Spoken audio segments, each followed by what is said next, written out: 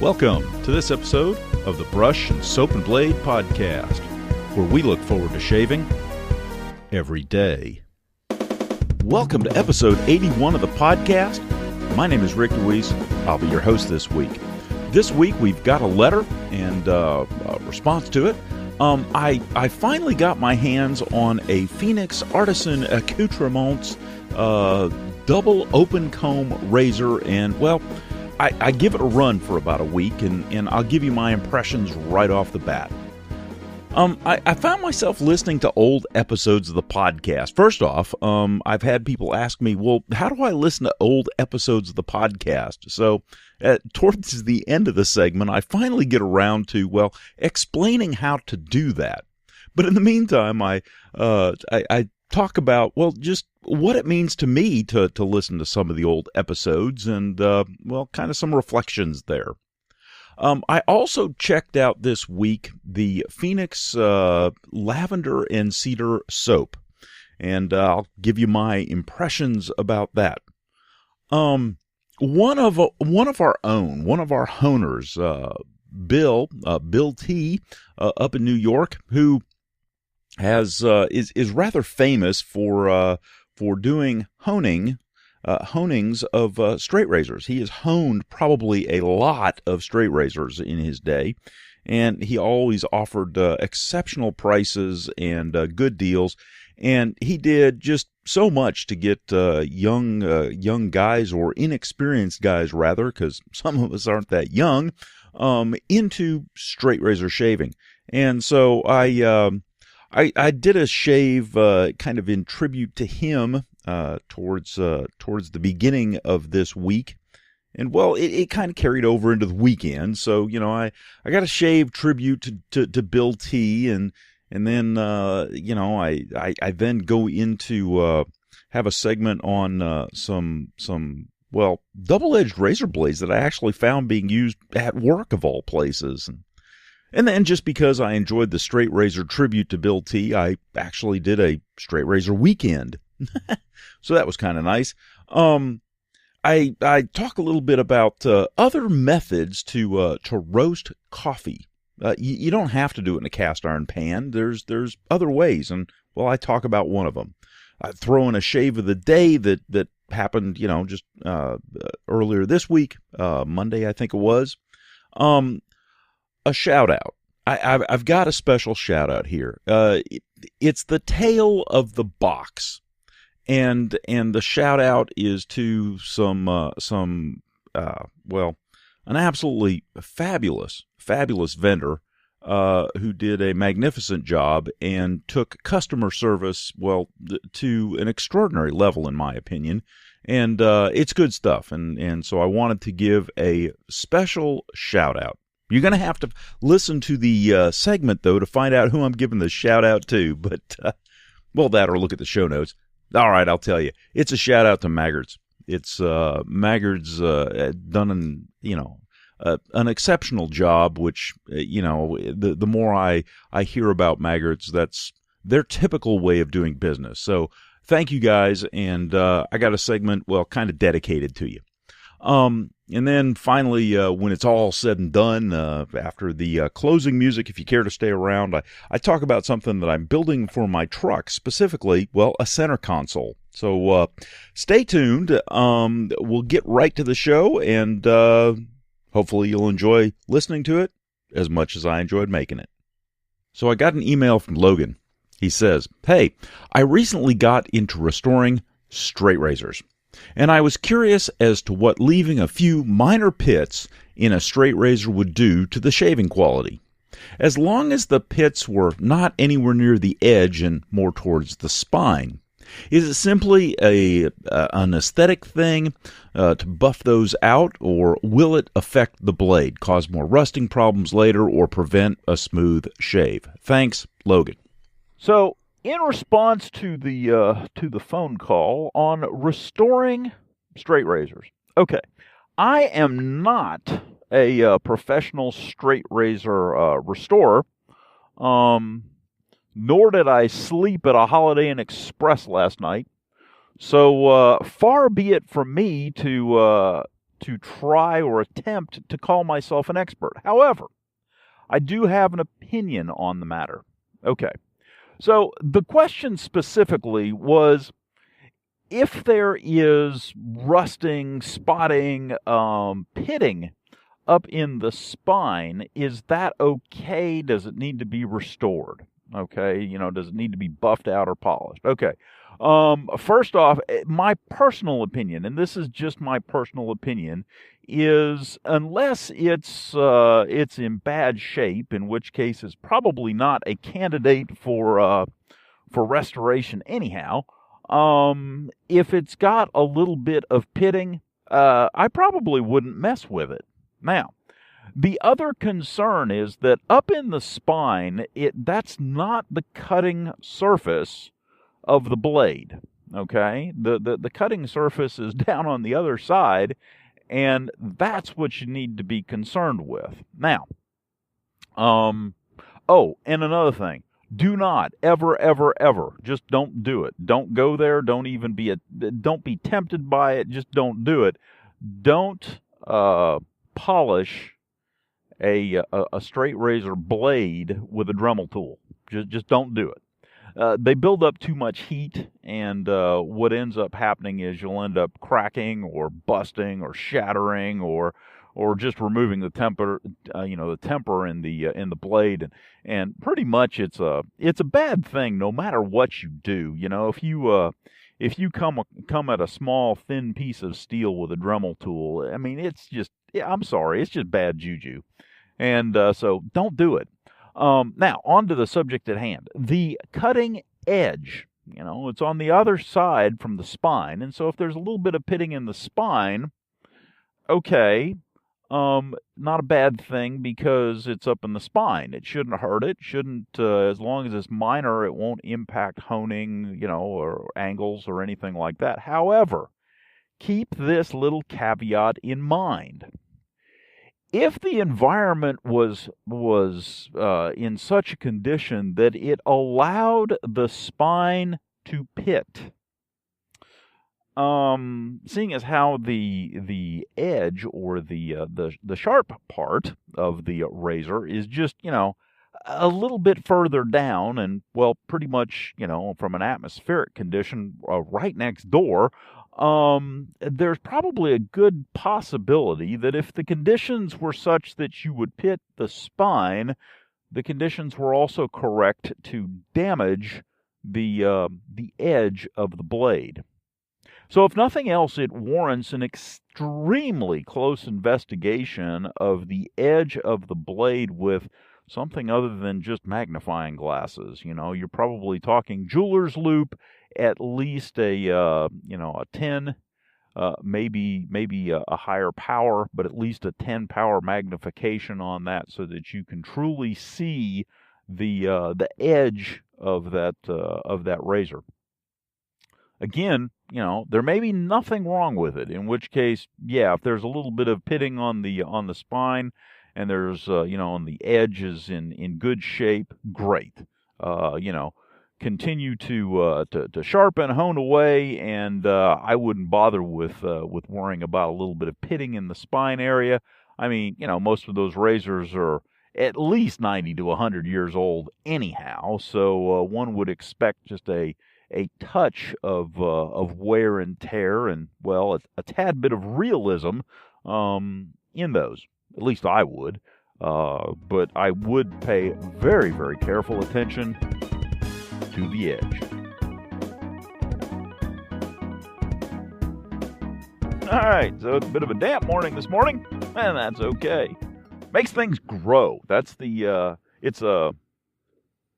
it's kind of a damp, dreary, just kind of water dripping out of the sky more than raining. It's not really rain. It's I don't know. It's lighter than that. So it's good stuff, because this is exactly the kind of stuff that soaks the soil well and allows everything to, well, grow. And it is spring, and so things are trying to grow, and so having the extra moisture is, well, a good thing. So, the shave of the day today, I once again went to the went to the Phoenix well, as it were, and pulled out the lavender and cedar, and used my Plisson brush only because, well, things were logistically I needed to do that, and I wasn't really in a hurry, but I didn't have time to get, well, as prepared as I normally do for my morning shave. And so logistically, I went ahead and grabbed the Plisson. Now, just so you know, typically I use my Plisson for creams, and the Phoenix Lavender and Cedar is a soap. It's not a cream. It's a little bit harder, and it's a soft cream. I mean, it's not like a really, really hard puck or anything. But the, loading up the brush didn't seem to be that much of an issue, and I was able to achieve an excellent lather out of it. So, great lathering soap. So, lathered up the face, grabbed the Phoenix double open comb brush that, it still just looks cool. And I have been... I don't know. I don't know if it's just at this point. I'm still playing around with it. I have to do a little bit more experimenting, but it's either a real mild razor or just a real poor cutter. I don't know any other way to say it. If I do a 3-pass shave with the thing, in all the directions that I would normally use, like a Gillette razor with when a 3-pass shave, and my Gillette razor would get me just absolutely wonderfully shaved, and this, the open comb still leaves stuff behind. Either it's exceedingly mild or it just doesn't cut worth a darn.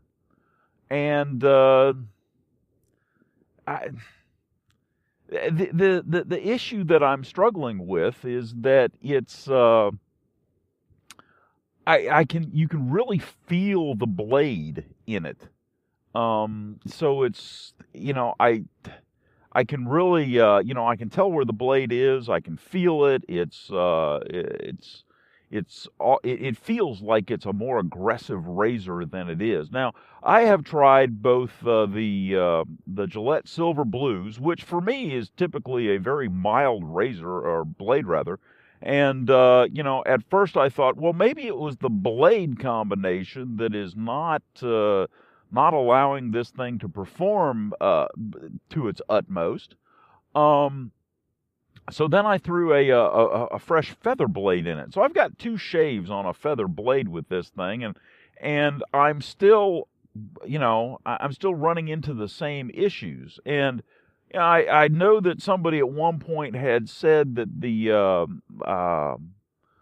extra slots, catching the lather and, give you a good glide and everything for things like buffing and polishing, and I was struck with the thought this morning while I was going back over and cleaning things up that it's probably a good thing, because with this razor you're probably going to be doing just a bit more of that than what you're used to. At least that's been my experience. Now, it may be an absolutely fabulous razor for somebody else, but I'll continue to use it. But at this point, I still haven't figured out the combination that will make this thing a viable candidate for the den. It's and to be quite honest, I don't have another razor that falls into this category. It's the only one that I've ever felt this way about, which is really obnoxious because, looking at it, it's just way cool. It really is. But so far I haven't figured out how to get it to go. It's, it's kind of like back in the day when my son bought a small motorcycle. He was interested in motorcycles, so we got him a little one in a little 80cc unit.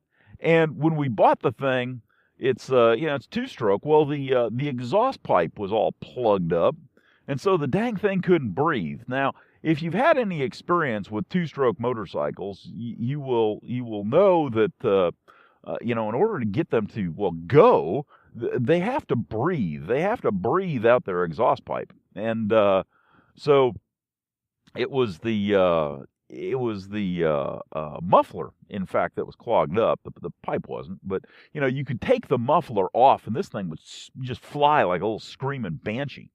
Put the muffler back on, and it would kind of putz around.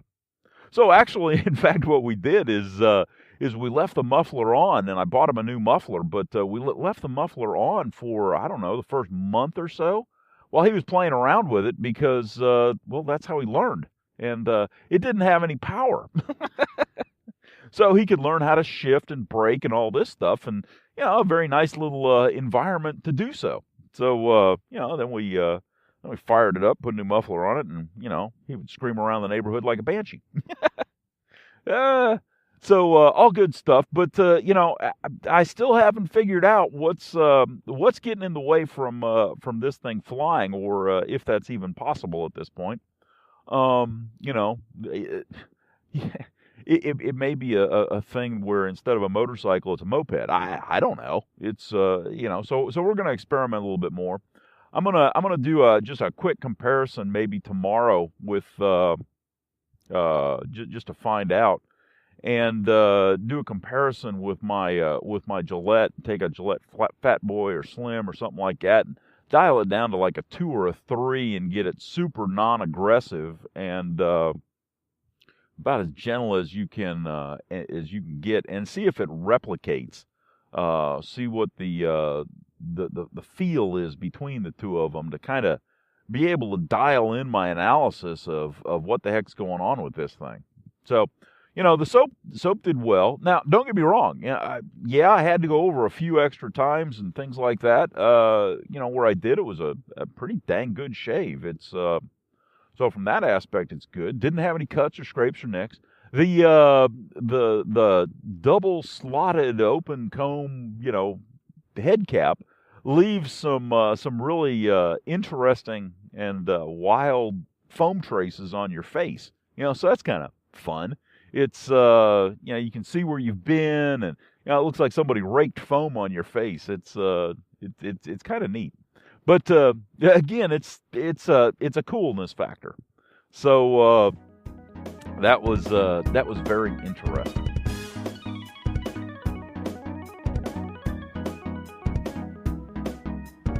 So I have been testing the Phoenix double open comb razor. Now, when I first got the razor, I put a Gillette Silver Blue in it, and I thought to myself, hey, this, I don't know, maybe it's the combination here of the blade and of the razor. And so I took the Silver Blue out, and I put in a feather.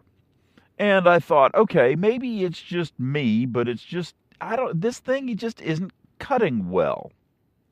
Well, then I put the Gillette Silver Blue in an old Gillette Super Speed Blue Tip. Now, the Blue Tip razor, for those of you that aren't familiar with it, the Super Speeds at one point in the 50s era, they had 3 different tips. They had, and by tip I mean the bottom end of the handle where you twist to open. The 3 different tips were the blue tips, which were the mild razors, the silvers, which are average, and then the red tips, which were just a tad more aggressive. And realistically, on an adjustable Fat Boy scale, a blue tip was probably about a 3 to a 4. The regular was a 4 to a 5, and the red tip was a 5 to a 6. So there wasn't a lot of differentiation between them all, but there was some, and it was noticeable. So the other day I was contemplating and thinking on it, and realizing that the Phoenix open comb it's not cutting. And I thought to myself, okay, is it because it's just, a mild razor? And so I did a quick comparison between the Phoenix Open Comb and the Gillette Silver Blue.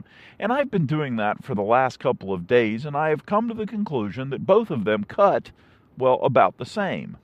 The difference, of course, is that the Gillette feels, well, smooth. It feels like there's no blade there. So you would almost anticipate that it doesn't cut much. On the other hand, the Phoenix Open Comb feels like it is exceedingly aggressive. I get so much more blade feel in that razor, and yet it doesn't cut. It cuts to the same level of the Gillette Blue tip, which is it's a curiosity. It has not been an exceedingly pleasant razor to use because it feels harsh. It feels like it's way more than it is, which I guess goes along with its looks. So to me, it's okay. It's still a super cool looking razor, but it's one of those that I'll probably end up selling it at some point in time. I'm not exceedingly happy with it. Let's put it that way. It's okay, but it doesn't give the best shave. It feels like it's ripping your face off. I mean, in comparison, it feels like it's a fat boy or a slim adjustable adjusted up to like a 7 or 8. That's how much blade feel it gives you. And I understand that the blade feel is because, it's the open comb and everything else. I get that, but I could handle the feel of the animal if it was in fact doing a decent job cutting. If it was a medium or an aggressive razor, it would, the feel would be appropriate. But as it is, as an exceedingly mild cutter, it's just, it's just not good. Now, people will tell me, oh, you don't have the angle right and everything. Yeah. I have played around with this thing for about a week now, and I'd like to think that I can understand the angle of a razor, and it's just, it does have a certain angle that it's looking for, and it's a tad finicky about that angle that it's looking for, and I mean, if you hit that angle, it's not quite as harsh feeling. The problem is that it still doesn't really cut well, comparatively. And when I say comparatively, it's because I'm comparing it specifically to a Gillette Silver Blue Tip, a Gillette Super Speed Blue Tip. So I am doing a comparison, and it just doesn't hold up. I was having fun the other day. I was listening to some of my old podcasts. Oh, that can be dangerous. Holy cow. Yeah. The it was really I don't know, instructive and just a tad, I don't know, amazing. I can definitely, it's almost like I've gotten to the point, especially here recording in the truck and everything, where I don't know. Maybe it's I've gotten comfortable in my own skin from a recording standpoint, and I'm out here having fun, and so it's just, if I listen to some of the older podcasts, I'm struck.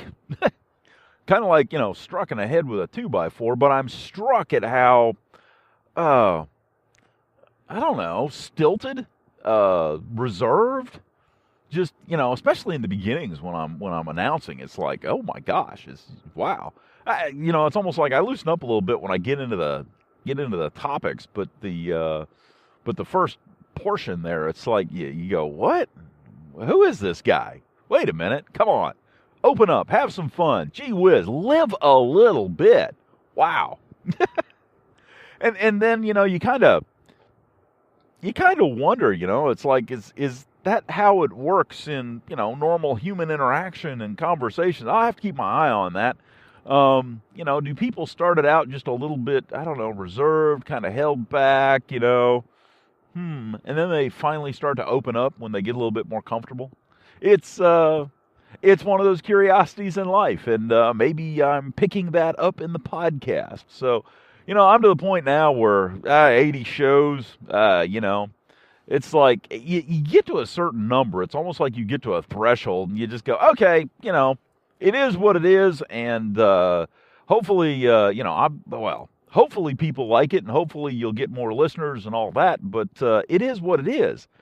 And you're not so concerned about making it different or better or, changing it out. You kind of go with the flow, and, if something better comes along, great, but it's not like you're out there looking for it. You're not trying to I don't know, figure it out. It's like riding a bike. You get a bicycle, especially like a 10-speed. You got the hand brakes, you got the gear levers, you got a pedal. You can't pedal backwards because it just freewheels.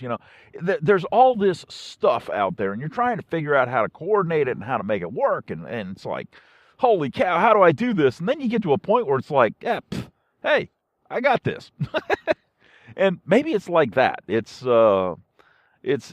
where you get to a point where, okay, I know how to do this. I can record my segments. I can edit my segments. I can throw them all together, and I don't fret too much over how it goes. I do each part separately, and then I say, okay, yes, I know I've done this, and you just kind of move on. Yeah. I don't know. Maybe it's also the fact that every now and then, you throw in a mistake or you just screw up royally. It's like, oh well, didn't die. It's kind of like using a straight razor for the first time. The first time you use it, you probably cut yourself, and you go, well, okay, I didn't die, so we'll heal up and we'll try it again. And you just keep plugging away at it, and eventually you get to the point where you go, okay, yeah, got this. Yeah, we can make this happen. So that's where I'm at. So it was just kind of a trip down memory lane, listening to me talk about my original amazement with my salsa bowls, or when I did a little homemade scuttle just with a salsa bowl and a little berry bowl, just to try to do something that was, well, terribly inexpensive, exceedingly frugal, and, because I didn't want to spend the money on a scuttle. Still don't know if I want to spend the money on a scuttle. If I want a really warm lather, I got my berry bowl and my salsa bowl, and I can make it happen. And but it's just one of those things. I don't know. Yeah, you kind of play around the edges and have a good time, and it's interesting going back. And if you want to go back, if you go to the Brush and Soap and Blade podcast blog, which is brushandsoapandblade.wordpress.com, you can go back, and the older episodes will take you over to Podcast Gardens. The newer episodes, are in Libsyn, but for the most part, you can listen to them there in the blog right off the. There's a lot of them, and I may go back and fix this. I don't know, but there's a lot of them that will that you can go back and actually play it right there in the blog post. So within WordPress. But it's, I don't know, it's just curious. Every now and then you go back and you listen and you go, wow, you can tell the evolution of the podcast when I first started out, and where I am now. It's like it's gotten a little bit easier. I've tried over the time to figure out how to make it just, well, a little bit easier, and I think I think quite honestly with this new digital recorder, it's terribly convenient. And it's nice. I found the other day, it's like, holy cow, I got a lot of segments, which ones do I pick?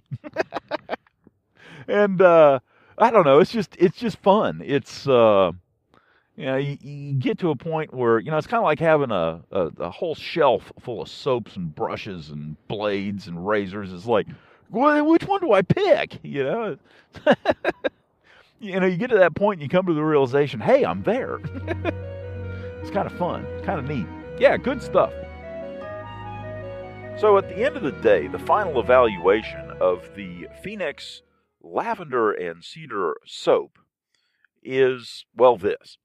The soap itself performs wonderfully. I mean, it really is a good performing soap. It lathers well, good cushion, good glide.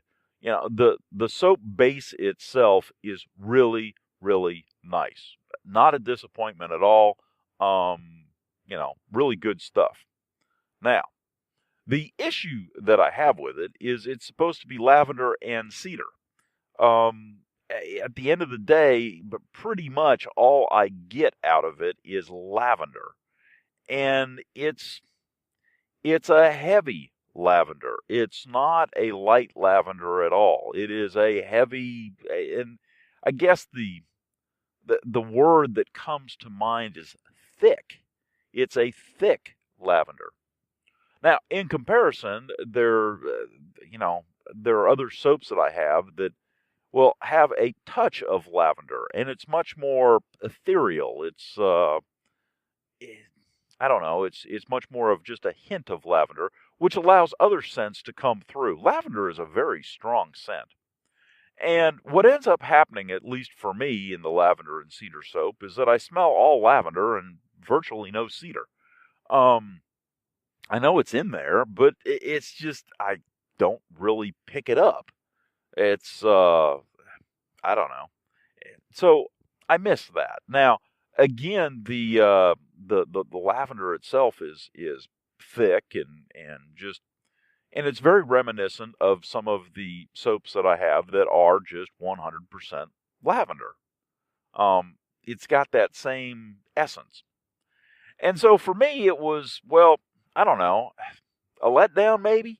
Because I was hoping for a subtle combination of both scents. And in the end, all I'm picking up is, well, one. So, okay. Strike it up as that one's probably not for me. There are other soaps that I have that I enjoy that are lavender soaps, and I'll probably be sticking to them. I'll probably piff this one off or something like that. If I find somebody who enjoys lavender and likes lavender a lot, and it's a good soap. The other lavender that I have is that is a true lavender, is a Mystic Water, and a lot of people have great difficulty for some reason. And I say for some reason because I don't have any problem at all lathering Mystic Water soaps. Now, part of it is probably because my water is so soft. It's incredibly soft, and I am blessed that way. But it's the comparison between the two is very, very similar. But the Phoenix soap is just, it is very easy to lather. It is a wonderful lathering soap. So, yeah, it's like that. So, would I recommend it? Well, if you like lavender, yeah.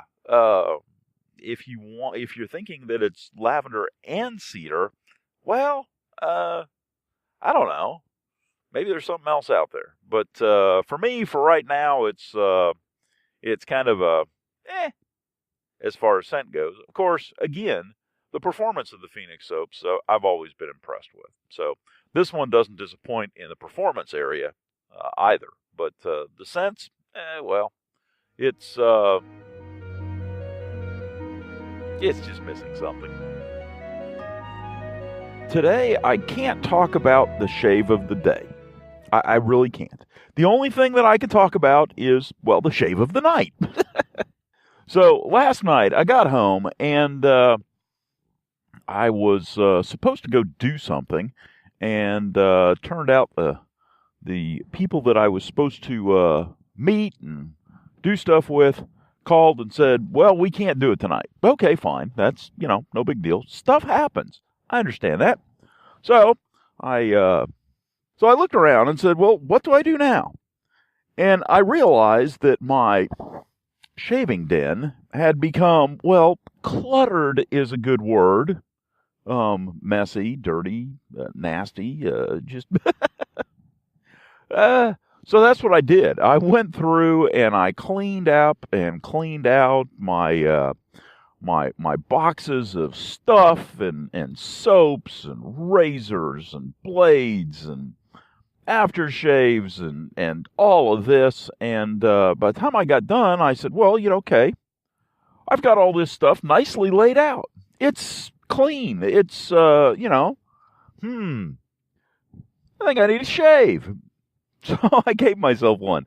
I used the Phoenix Ceder and Lavender soap, and the Police-On brush, and I decided that, well, since I had the time, I would go with a straight razor shave, and so I picked up the Gold Dollar straight razor that I had, and there was something special about this shave because Bill T had sharpened this or honed this razor way back when, and he had announced on Facebook that he's going to get out of the honing business, and lo and behold, he's got a job. Who knew? And it's kind of like the rest of us.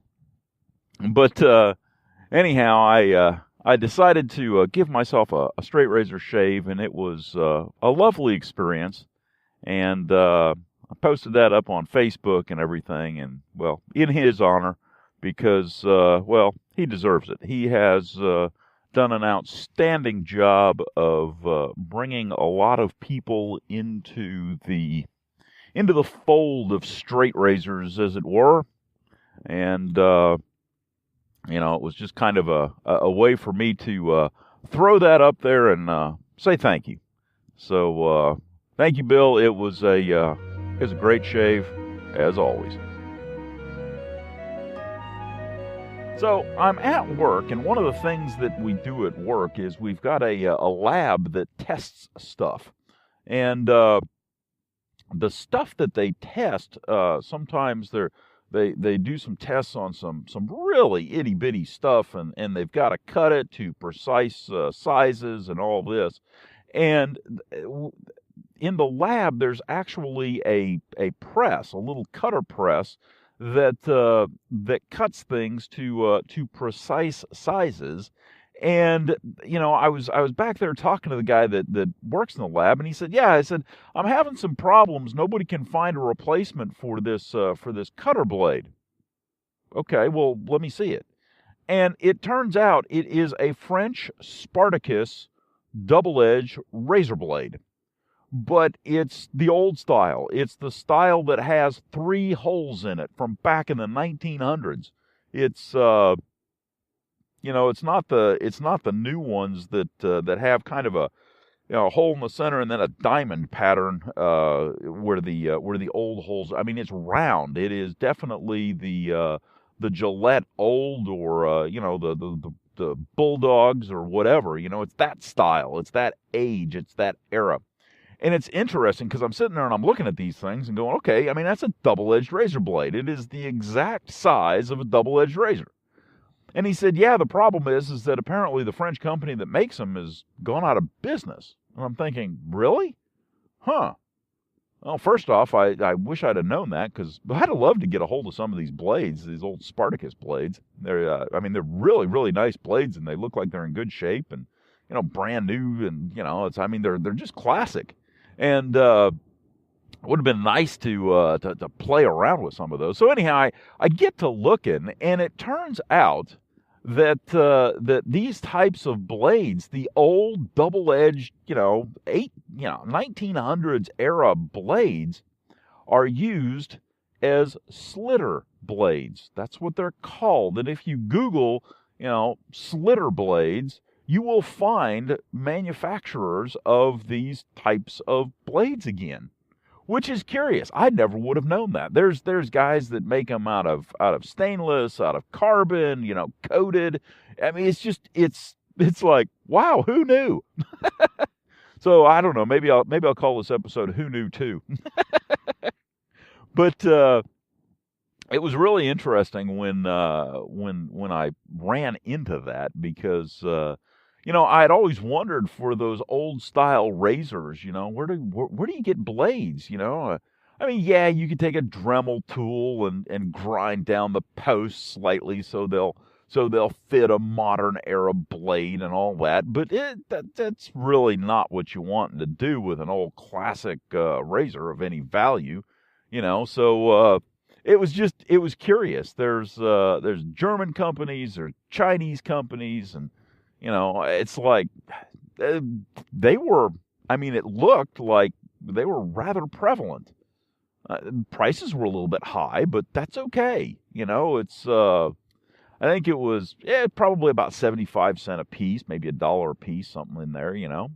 But it was just nice to see them and have it in the back of my mind where, yeah, okay, if I ever run into these razors and I need a blade for it, well, you can still find them, even if they're not necessarily labeled as double-edged razor blades. So, nice find, curiosity if nothing else.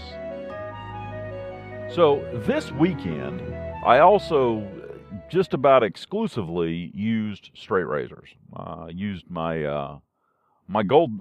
In fact, I only used one straight razor. I used my little gold dollar straight razor, and had some very, very nice shaves with it. Now, the last time that I used my straight razor, it demanded a blood sacrifice, and so I walked into this episode of Straight Razor Shaving with, well, just a touch of trepidation, knowing that, or not knowing if I had appeased the demon of the straight razor. It's one of those things, you kind of, okay, it bit me once. Do I mess with that snake again, or do I just leave it alone? So had a couple of really good shaves, and I'm starting to get just a little bit more comfortable. It's nice that now when I shave with a straight razor, I can go in more than just one direction without cutting myself or freaking out, or I think I understand where my hands go and how I should hold the blade, and heck, I may be doing it wrong, but at least I'm not slicing my face off. So, you always have to look these things as in a positive fashion. Yeah. So that's one of the things that that we did this weekend, and really enjoyed it. It was actually rather relaxing. It's which is I think the relaxation part of it is the secret to getting a good straight razor shave, is to just, well, relax. Not be uptight, not be tense, because I find that it's when I'm uptight and I'm tense that I do silly things, and, well, I tend to cut myself. And so I believe that the secret to unlock for straight razor shaving is to, at least for me, take a deep breath and enjoy the shave. So this morning, we jumped out and ran down to the kitchen and realized, lo and behold, that the roasted coffee had run out. Oh my gosh, the roasted coffee! What? Wait a minute, we're all gonna die! Ah! Well, of course, we don't have to worry about that because, there's plenty of green coffee beans, and so coffee will be acquired and had here. Now, one of the things that I have, in addition to my cast iron pan, which I use routinely for roasting coffee, I also have a hot air popcorn popper. And I can roast coffee to a medium roast in my hot air popcorn popper. And it actually does a very, very nice job. It's golly, one of the things that's different about it is that it'll only get to a medium roast. It just doesn't develop enough heat. There's a thermostat on the inside that prevents it from developing too much heat. So So it's definitely a medium roast. Now, I could go in and I could take the thermostat out and I could, fix it and make it so that I could get it as hot as I wanted and all this. But quite honestly, I like it the way it is because it does an absolutely perfect medium roast. It's amazing. And it is so thorough. I mean, when I roast them in a pan, it's almost like you get hot spots. I mean, that's the easiest way to put it. You get some areas where it's roasted nicely, some areas where it's a little dark, some areas where it's a little light. I mean, it's just the classic slightly uneven roast. Okay.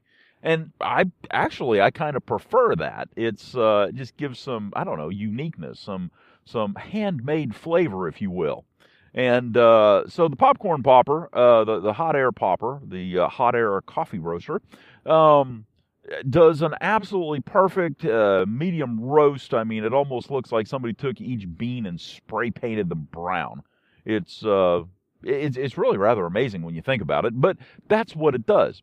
And typically I don't use it, and if I do use it, I use it in the house, and it blows smoke all over the place. And I mean, it's not too bad, but I don't mind it, but the wife gets annoyed. Well, the wife's out of town today, and so this morning I threw some beans in the hot air popper and roasted them up, and then because I had to have coffee right now, I went ahead and threw some in the grinder after it cooled down to a dull roar, and roasted up some really good Peruvian coffee. It's oh man, I'm here to tell you, it's good stuff. So, but I am that 1 pound bag is now out. I have another 1 pound bag, but I'll shift to some other brand, a Nicaraguan or something like that. And I do have a bit of the coffee that I am giving to a coworker at work because we have been talking about roasting your own coffee, and I told her that I would bring some green coffee beans so she could try it out and see what she thinks and realize hopefully how just easy it is. So we'll see. Again, it's kind of like wet shaving. Anything that I can do to help and move the subject along and move people to enjoying good coffees, just like I hopefully move people to enjoy a good shave, great lathers, and wonderful feels in the morning. Yeah, that's what I'm gonna do because, well, I don't know, I'm on a mission. Yeah, let's call it that. So I had a little bit of extra time today, so the shave of the day was with a straight razor. And yes, my friends, lo and behold, I still have a face. No nicks, no cuts, great shave. I'm starting to get, the cheeks are not an issue. It's like that's not the issue. The issue is the neck and chin and, those areas. That's the issue. That's the problem. Now, don't get me wrong. At first, heck, even the cheeks were an issue. I could do a straight down, supposedly with the grain pass, although, the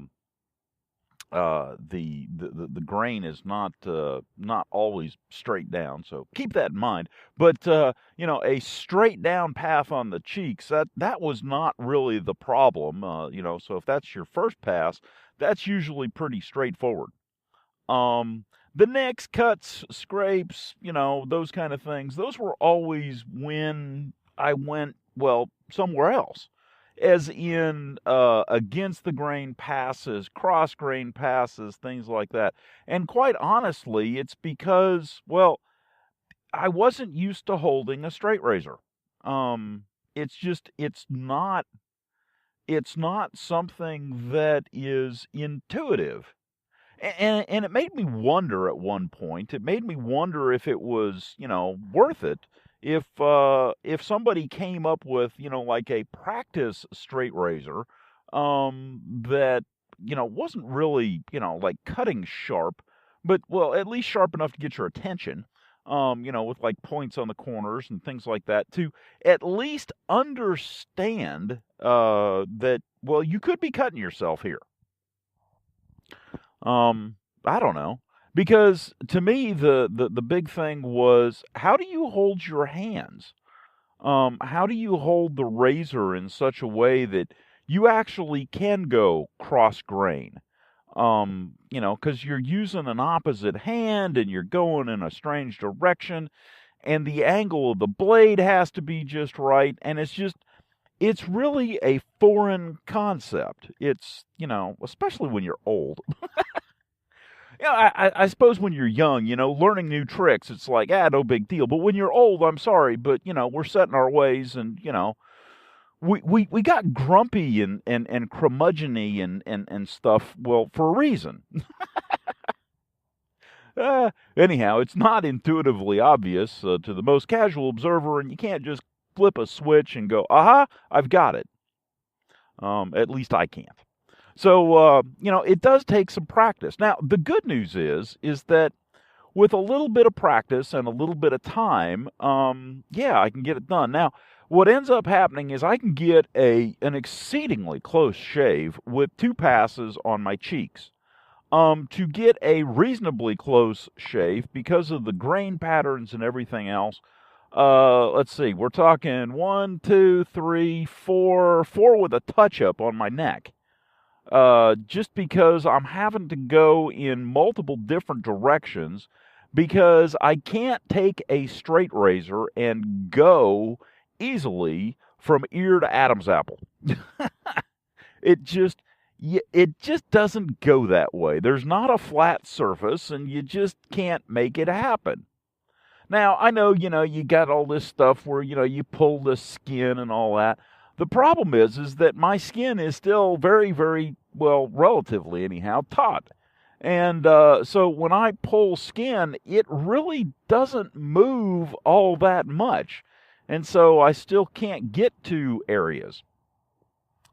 So what ends up happening is I have to essentially do a down, an up, a cross down, a cross up, and that usually does a pretty good job. Now, the other thing that's interesting is that when I feel, the neck area while I'm shaving, it feels a lot rougher than what it does later on. And I don't, some of it is skin irritation, some of it is just, the natural effects of shaving. I understand that, but it doesn't feel as bad when I'm done. So, and that's something that I've noticed on multiple occasions with razors of various sorts and types, is that when when you're rinsing off or whatever, you're feeling and you're going like, yeah, that's not a close shave, and then you put on a little aftershave, and about a half hour later you go, yeah, that's not too bad. So. Yeah, it's something to keep in mind, especially when you're starting out. It may seem like your shave isn't as close as, well, what it actually is. So, just keep that in mind. It can be just a tad deceiving.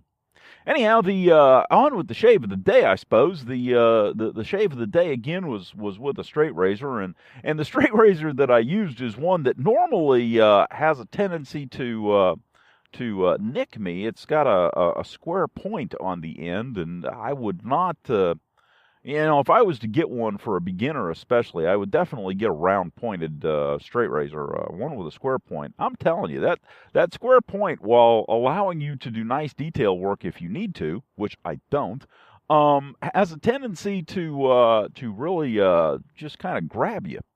At least that's been in my experience. Now, good news is that if you take your time and after a bunch of practice, you can get to the point where you go, okay, that's not too bad. No grabs, no little slices and dices and making julienne fries on your face. It's a good thing.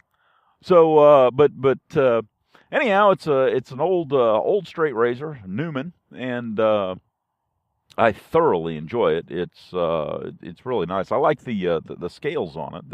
I think they're just plastic, but they're molded plastic, and they've got a nice pattern to them. And so it's just nice. I enjoy it.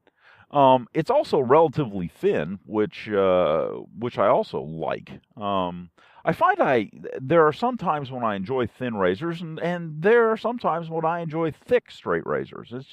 It's a curiosity. It's almost like well, one day you enjoy a fat boy, and the next day you enjoy an old single edge. I mean, it's just it's kind of some uniqueness and difference in your shave, I suppose. So it's not necessarily a bad thing. Now the soap that I used was Phoenix, Lavender, and Ceder. I'm kind of finishing up my week with Lavender and Ceder, and this morning I used my my Samog 1305 brush to whip it into a nice luxurious lather. And even if the scent is not necessarily my thing with the Lavender and Ceder, the latherability and the protection and cushion that is given from that lather is well, really, really good. I mean, it's really nice. It's so again, for me, it's just a scent thing. It's not a performance thing. It's just the scent thing that kind of sets me sideways, I suppose. But the brush, of course, soaking it and works fabulously. And I've had that brush now for, I was thinking about that this morning. I've had that brush for just about a year and a half, maybe a little bit longer. And for the longest part of that thing has been my daily driver. And it is still an absolutely fabulous shape. I mean, it's still, for a boar brush, it is luxuriously soft. More so than other boar brushes that I've had. I've had an Omega and a Vander Hagen that I piffed to someone.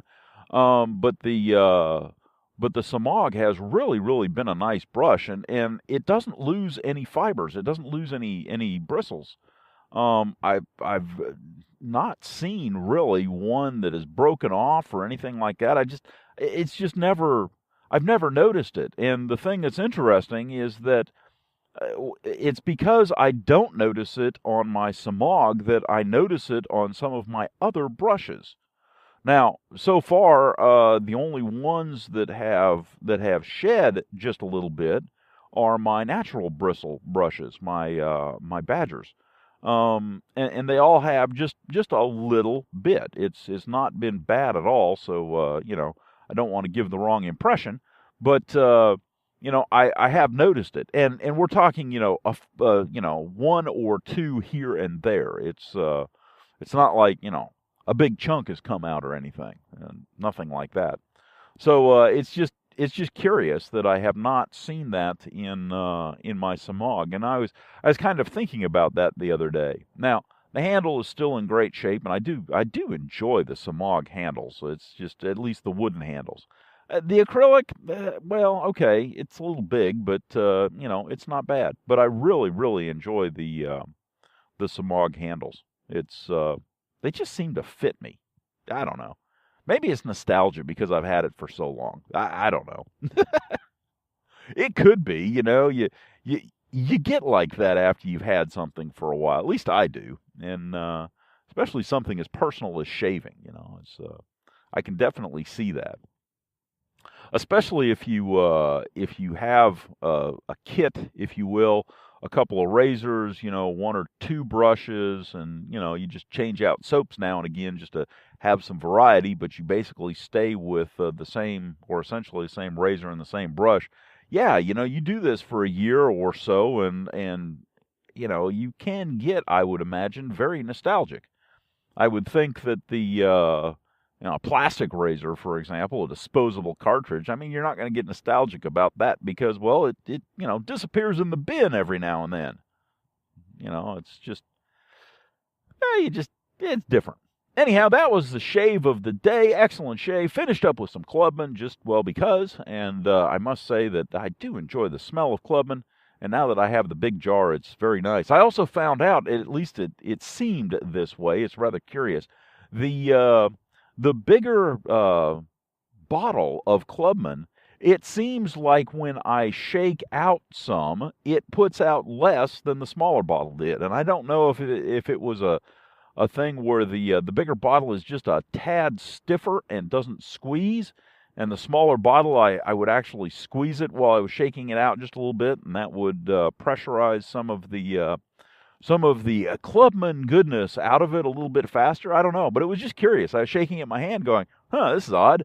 A little bit less is coming out than what I'm like used to. So anyhow, it's that's what I did today, and hopefully you've had a good shave as well this morning and are ready to take on the day. The tale of the box. So I ordered some shaving products from a company, and I received said shaving products the other day, and lo and behold, the box that the stuff came in, well, first off, it looked like someone had fallen on it, stepped on it, it was, and I'll throw a picture up because it is, well, you look at it and go, holy crap, I hope nothing valuable was in there. Now, that's from a distance. As you get further up on the box, closer to it, you realize that, well, the nice white cardboard isn't so white. In fact, it's got kind of a golden brown color. And then all of a sudden you notice, well, the aroma. Yeah. And then the lady, the postal lady hands you the box, and lo and behold, the box is, well, just a tad damp. Is that Clubman I smell? Okay, so what had happened is I had ordered some stuff, and they had shipped it, and the box got absolutely crushed, and the bottle of Clubman, the plastic bottle of Clubman, had busted right at the cap. I mean, if you were to take a knife and cut right below the green plastic cap, that's exactly where this silly thing broke. And in doing so, it had then dumped every last ounce and drop of its contents all inside the box, soaking the box, and causing everything to, well, emit the aroma of Clubman. Now, some people like Clubman. Some people hate Clubman. I don't know which my the postal delivery person is. I can only hope that she liked Clubman because, well, I really can't imagine what the inside of her vehicle smelled like. Or the inside of the post office, or the inside of the truck, wherever. I mean, I just can't imagine. I mean, it was one of those big jars of Clubman, not the little small ones that you get like in the pharmacy and stuff. We're talking the big ones, the double-sized ones, essentially. Every drop. Well, okay, so first thing I do is I check the other contents for the stuff that I bought and go, oh gosh, okay, everything smells like Clubman. So first order of business is to set it all outside and let it air out a little bit. Find out if anything else is damaged or, ruined or anything like that. And while there was a little bit of the alcohol from the Clubman that got on one label and kind of, well, messed it up a little bit, but it's no big deal. The contents of the rest of the order were fine. Now, the amazing part was, and this is the reason really that I'm telling the story, is that this vendor is a well-known vendor that deals in shaving products and is highly regarded. Okay, I had never ordered anything from said vendor. And so I order a lot of stuff by mail, I don't like going out. I like stuff coming to me. It's, just easier that way. And so I order a lot of stuff, and every now and then I get, issues, missing stuff, stuff being beat up, stuff being wrong, those kind of things. And after dealing with some of the companies, I always approach this issue with, a bit of trepidation, quite honestly, because, we're talking about a bottle of aftershave that costs, I don't know, $10, somewhere in that neighborhood. Okay. And there's some companies, quite honestly, that you can't even get someone to answer the phone. They probably won't even look at the phone while it's ringing for $10. It's just, they can't be bothered. And so trying to get a customer service issue taken care of sometimes is, problematic. Anyhow, I got on my computer and sent an email. And I sent an email with some pictures and said, okay, this is what happened. And I don't think it was 5 minutes. Really, I don't think it was 5 minutes when the email was responded to.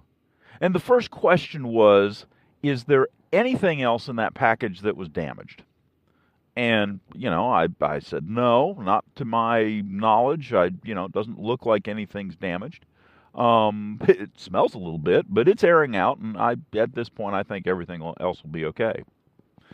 And the response email, again, like within another 5 minutes or so, was a new bottle of Clubman will be shipped out tomorrow. Whoa, what?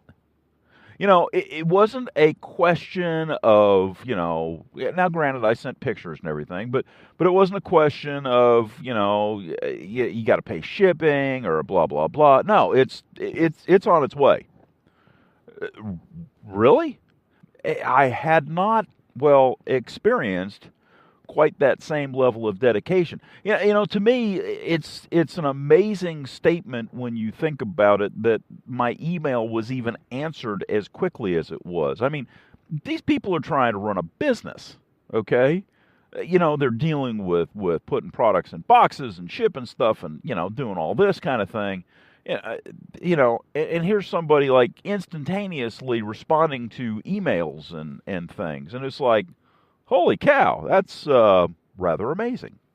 So, seeing as how the problem was, well in hand and had been taken care of impeccably by the vendor, I then decided to go ahead and share, at least part of the experience on Facebook. And so I posted a couple, a picture of the bottle and said, this happened in shipping, and oh, good gosh, the responses to that were, oh, it's the shipper's fault, blah, blah. No, and I put a picture up of the box, and I said, it doesn't matter how the shipper packs anything.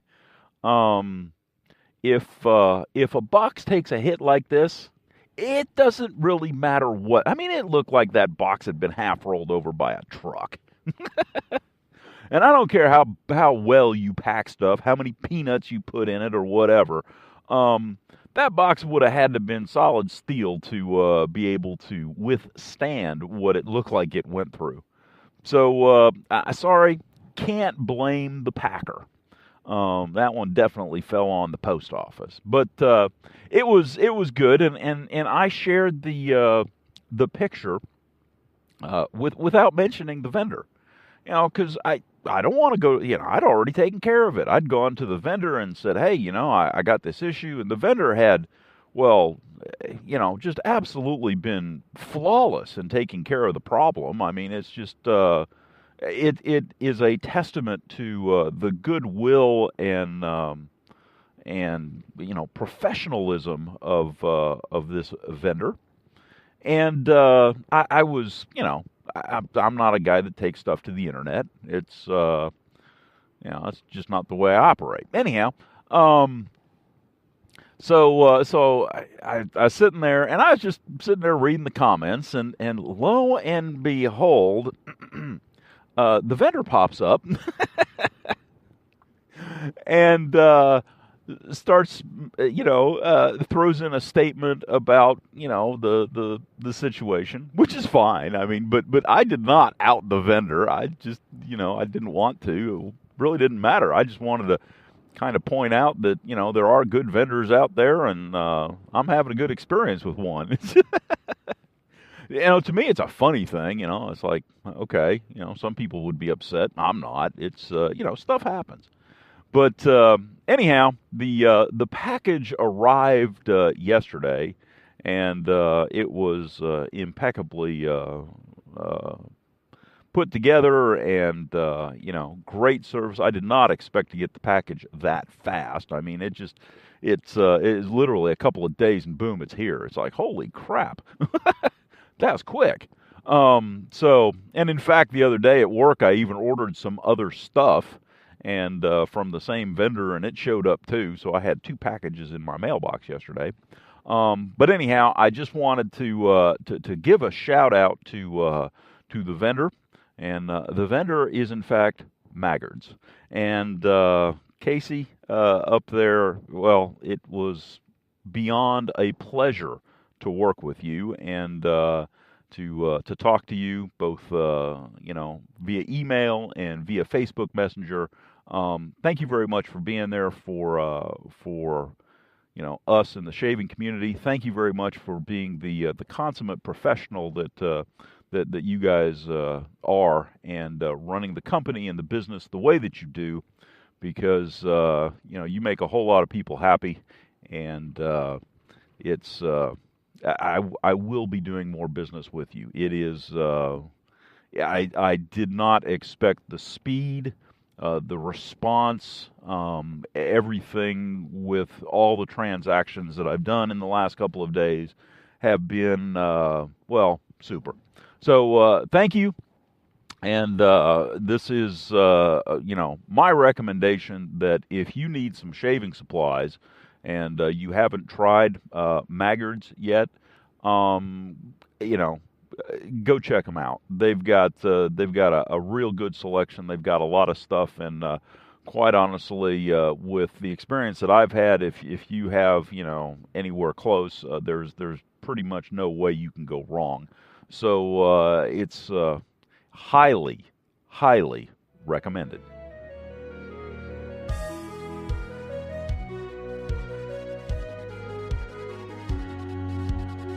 Well, that concludes this episode of the Brush and Soap and Blade Podcast. I hope you enjoyed listening to it as much as I enjoyed making it. If you have some suggestions or would like a topic covered, drop me an email at BrushnSoapnBlade@gmail.com, or give me a call at 864-372-6234, or contact us on Twitter at Brush and Blade. You can also visit us at our blog, BrushnSoapnBlade.wordpress.com. As always, we're available on iTunes and Stitcher. So I am driving along in the truck, and I have over the weekend I have finally gotten around to building myself a center console. Now, I've wanted a center console for a while. It's I don't know. It's one of those things that I've always really wanted. I've wanted it mainly to mount radios in, and I'm driving along, and I have my digital recorder in here, and the main reason that I built this thing, at least the premise anyhow, was that I wanted some place to put my digital recorder that I could mount it where I could see the levels and see the display and have all the controls readily at hand, and have the recorder itself easily accessible, because I find that I use this little recorder, just so much. I really do. It's first off, it's really been nice, and I find that I use it so much that, in fact, the other day when I was editing and pulling segments off of it for the podcast, I realized that I had more segments recorded than I had time for the podcast. Which, as a podcaster, is a really, really good place to be. Because, quite honestly, one of the biggest problems that most podcasters have is that they don't know what to talk about. They end up doing interviews and stuff like that. and that's fine. There's a place for that, but for some reason, and again, it's probably because I like talking and telling stories and doing that kind of stuff that I usually don't have that issue. But to be in the position where I have more segments than I have time, well, that's pretty cool. So there you go. It's it took me a while. It took me probably I don't know, call it a day, and I've got a pretty nice little center console here that I can pull in and out as I need to, mount radios in, and I have a little place for my digital recorder that falls just absolutely right at hand. It's right by my leg, and that is nice and convenient. Now, the next step, of course, is to pull power into this thing, so I'll have a power system for my radios, and looking forward to that. I'll at least put one radio in here, put a little VHF, UHF radio in, and I'm trying to decide, and some folks will probably jump up and down on the table about this, but I'm trying to decide whether or not I want to put a CB in here.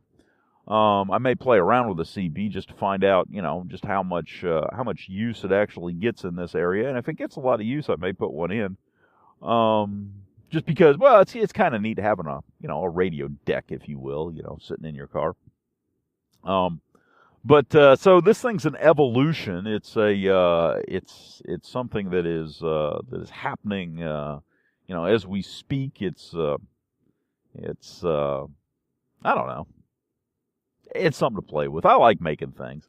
I'm also looking at a system for my digital recorder where I will take and make it so that you have to finagle it around a little bit to get it to sit in there correctly, and it won't just pop out. You kind of have to work it out a little bit because right now it just kind of slides in and out. And so I've got some thoughts and some ideas on how to modify it just a tad so that it won't come flying out in case I get in an accident or something like that. It doesn't roll around, it doesn't move around, and that was kind of the idea anyhow. So we may take it and modify it so that it takes a little finagling to get it out.